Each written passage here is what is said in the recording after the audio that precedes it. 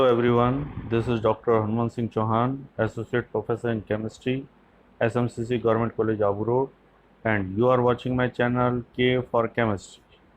आज हम लेके आए हैं जेवलॉन्स की डायग्राम, जेवलॉन्स की मेथड। अब इस मेथड में देखिए क्या होता है कि जो इलेक्ट्रॉन का ट्रांजिशन है, इलेक्ट्रॉन लोअर एनर्जी लेवल से जो हायर एनर्जी लेवल में जाता है, उसके बारे में इसमें एक्सप्लेन किया गया है।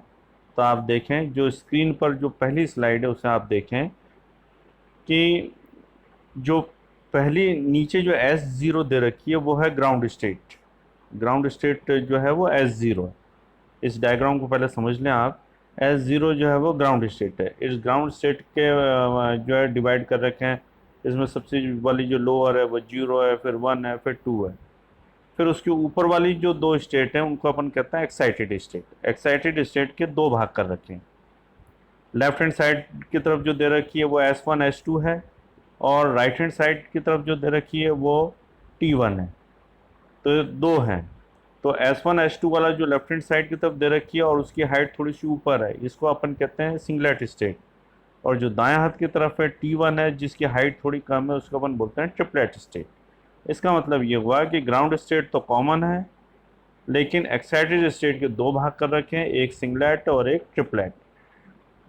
सिंगलेट में जाने के लिए एनर्जी ज़्यादा चाहिए और ट्रिपलेट के लिए एनर्जी कम है। ये इस चित्र में दिखाया गया है। अब इसमें देखिए आप, जो डायग्राम है वो ये कह रहा है कि आप S0 ग्राउंड स्टेट से सिंगलेट में तो जा सकते हो, और सिंगलेट से एक्साइटेड सिंगलेट स्टेट में जा सकते हो, और वहाँ से पुनः ग्राउंड स्टेट में आ सकते हो। और ट्रिपलेट स्टेट में जा नहीं सकते, ग्राउंड स्टेट से ट्रिपलेट स्टेट में डायरेक्ट नहीं जा सकते, वहाँ से केवल आ सकते हैं। ट्रिपलेट स्टेट से ग्राउंड स्टेट में आ सकते हैं, ग्राउंड स्टेट से डायरेक्ट ट्रिपलेट स्टेट में नहीं जा सकते। अगर आपको ट्रिपलेट स्टेट में जाना है, मीन्स इलेक्ट्रॉन को अगर ट्रिपलेट स्टेट में जाना है, तो पहले वो ग्राउंड स्टेट से एक्साइटेड सिंगलेट स्टेट में जाएगा, वहाँ से फिर वो इंटर सिस्टम क्रॉसिंग के द्वारा ट्रिपलेट स्टेट में जाएगा, फिर वहाँ से वो वापस ग्राउंड स्टेट में आ पाएगा। ये एक स्थिति है। अब इसमें देखिए कि सपोज कीजिए S0 जो ग्राउंड स्टेट है उसमें दो इलेक्ट्रॉन हैं। दोनों जो इलेक्ट्रॉन हैं उनके जो डायरेक्शन है वो अपोजिट है, एक क्लॉकवाइज है, एक एंटी क्लॉकवाइज है। एक का जो एरो ऊपर है, एक का एरो नीचे है। ऐसी स्थिति में ये है। अब इन्होंने एनर्जी एब्जॉर्व की, एच न्यू एनर्जी इन्होंने एब्जॉर्व की। अब इन्होंने एच न्यू एनर्जी एब्जॉर्व करके S2 में भी जा सकते हैं, एनर्जी एब्जॉर्व करके S1 में भी जा सकते हैं। इस तरह से हैं ये। तो ये जो गए, जैसे माना S2 में गए, अब S2 से वापस अगर ये S1 में आ रहे हैं तो इसको कहते हैं अपन इंटरनल कन्वर्जन। ये इंटरनल कन्वर्जन रहेगा। सिंगलेट जो है एक्साइटेड स्टेट में जाने के बाद ऐसा भी हो सकता है ये वापस ग्राउंड स्टेट में आ जाए, अपनी एनर्जी जो है इमिट करके वापस ग्राउंड स्टेट में आ जाए। तो अगर ये ऐसा करते हैं तो वो जो एनर्जी निकलेगी एच न्यू एफ, वो फ्लोरेसेंस के रूप में निकलेगी।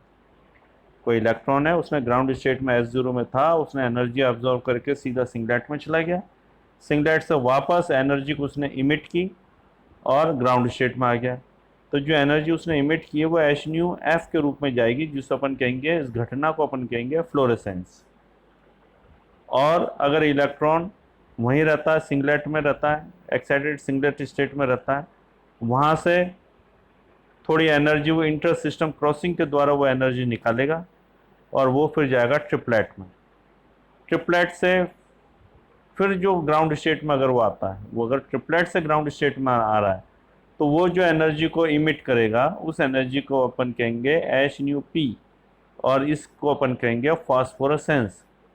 ये जो घटना घटित होगी, ये फिनोमिना होगा, उसे अपन कहेंगे फास्फोरेसेंस। मतलब ट्रिपलेट से अगर ग्राउंड स्टेट में आते समय जो वो एनर्जी इमिट करेगा वो फास्फोरेसेंस के रूप में होगी, और एक्साइटेड सिंगलेट से अगर वो ग्राउंड स्टेट में आता है तो वो जो एनर्जी निकलेगी वो फ्लोरेसेंस के रूप में होगी। अब हम ये देखने की कोशिश करते हैं कि ये सिंगलेट और ट्रिपलेट स्टेट क्या है। तो एक नई स्लाइड अपन देखते हैं।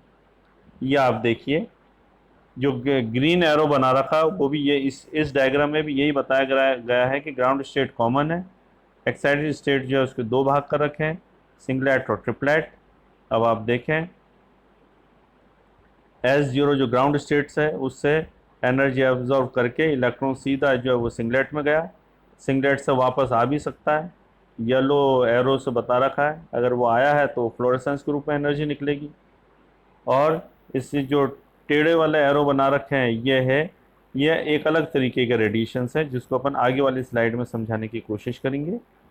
और ये जो सिंगलेट एक्साइटेड स्टेट है इससे ट्रिपलेट में ये जाता है तो इंटर सिस्टम क्रॉसिंग के द्वारा जाएगा ये, जिसे जो है डायग्राम में बता रखा है, इंटर सिस्टम क्रॉसिंग के द्वारा जाता है ये, और वहाँ से एनर्जी को इमिट करेगा इलेक्ट्रॉन, इसको कहते हैं ट्रिपलेट, और वहाँ से इलेक्ट्रॉन एनर्जी को इमिट करेगा तो वो ग्राउंड स्टेट में आएगा।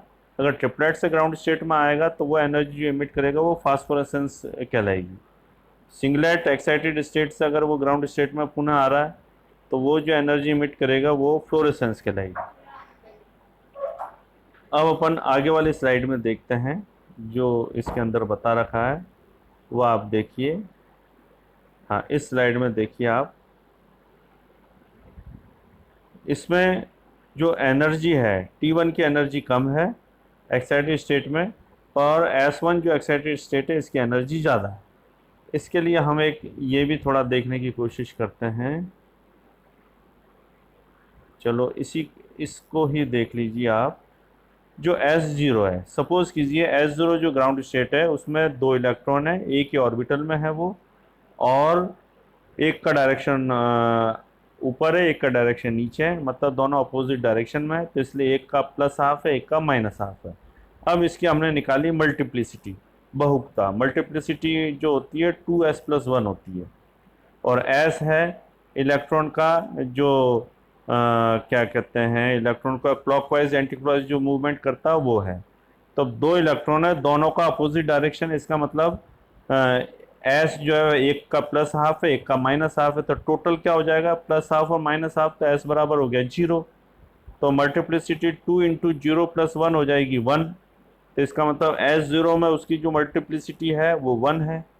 अब इलेक्ट्रॉन जैसे ऊपर गया, तो ऊपर जब इलेक्ट्रॉन गया तो वो एज इट इज़ ऊपर गया है, उसने अपना जो ओरिएंटेशन है, उसने अपना जो क्लॉकवाइज एंटी क्लॉकवाइज वाला जो ओरिएंटेशन है वो चेंज नहीं किया, ऐसे कैसे ऊपर चला गया। तो मतलब ये दोनों का जो ओरिएंटेशन है वो अपोजिट है, एक का क्लॉकवाइज है, एक का एंटी क्लॉकवाइज। तो ऐसी स्थिति में भी 2 इंटू 0 + 1 बराबर हो जाएगा 1।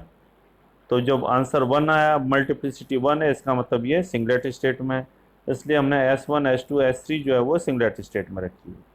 अब जैसे इलेक्ट्रॉन सिंगलेट से ट्रिपलेट में जाता है, जैसे इलेक्ट्रॉन सिंगलेट से ट्रिपलेट में जाएगा तो अपना जो स्पिन है वो चेंज कर देता है। जो वो क्लॉकवाइज था तो एंटी क्लॉकवाइज कर देगा, एंटी क्लॉकवाइज था तो क्लॉकवाइज कर देगा।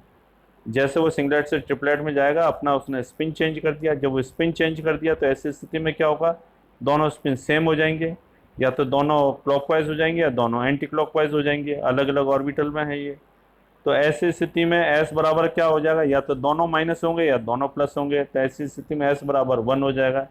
तो मल्टीप्लिसिटी 2 इंटू 1 + 1 बराबर हो जाएगी 3।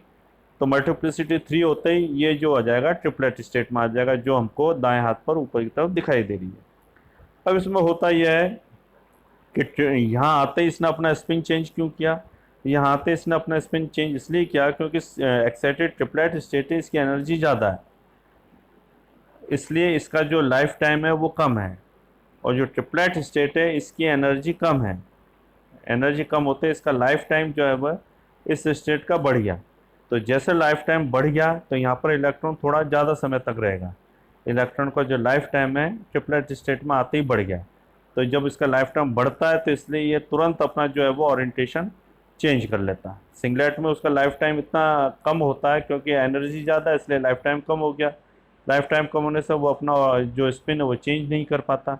ट्रिपलेट में आते ही क्योंकि एनर्जी कम है इसलिए इसका लाइफ टाइम बढ़ गया, लाइफ टाइम बढ़ते ही वो अपना स्पिन चेंज कर देता है, स्पिन चेंज करते ही उसका ये ट्रिपलेट स्टेट बन जाती है। अब यहाँ एक बात यह है कि ट्रिपलेट स्टेट से कभी भी इलेक्ट्रॉन जो है ग्राउंड स्टेट में आएगा, लेकिन ग्राउंड स्टेट से कभी भी ट्रिपलेट स्टेट में नहीं जाता है। ट्रिपलेट से जब वो ग्राउंड स्टेट में आएगा तो वो जो एनर्जी निकालेगा वो फास्फोरेसेंस के रूप में निकालेगा, यहाँ से सिर्फ ग्राउंड स्टेट में आ सकता है, ग्राउंड स्टेट से ट्रिपलेट में नहीं जा सकता। लेकिन एक्साइटेड ट्रिपलेट स्टेट में वो ग्राउंड स्टेट से जा भी सकता है, आ भी सकता है।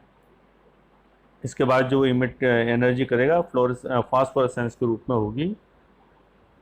अब इसके बाद क्या होता है कि जो इलेक्ट्रॉन ट्रिपलेट स्टेट में है, अब यहीं से रिएक्शन उसकी जो है वो आगे की रिएक्शन की प्रोसेस होगी।